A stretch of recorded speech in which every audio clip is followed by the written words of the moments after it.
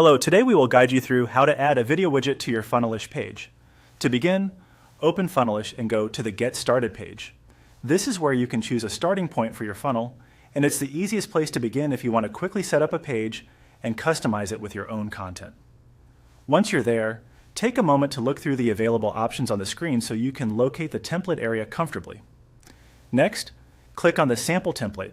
This will open the template you'll be working with. Using a sample template is helpful because it gives you a ready-made structure. So instead of building everything from scratch, you can focus on making the specific changes you need, like adding a video widget to the page. After selecting the template, click Use Template. This tells Funnelish that you want to create your funnel based on that layout.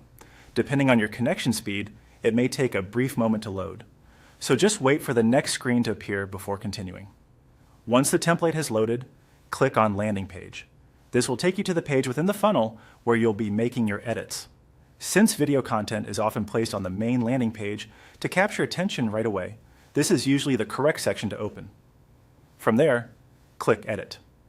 This opens the page editor, which is where you can make visual changes to the layout and add new elements.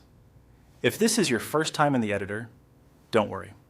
The setup is designed to let you drag and place widgets directly onto the page. Inside the editor, scroll down and look for the video element. The list of available widgets may include several content options, so move slowly until you find the video widget.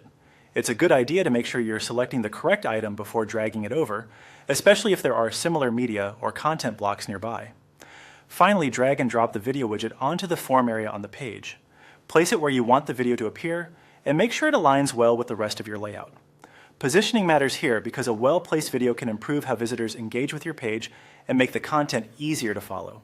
Once the widget is in place, you'll be ready to continue customizing the page inside the editor as needed. And that's how to add a video widget to your Funnelish page.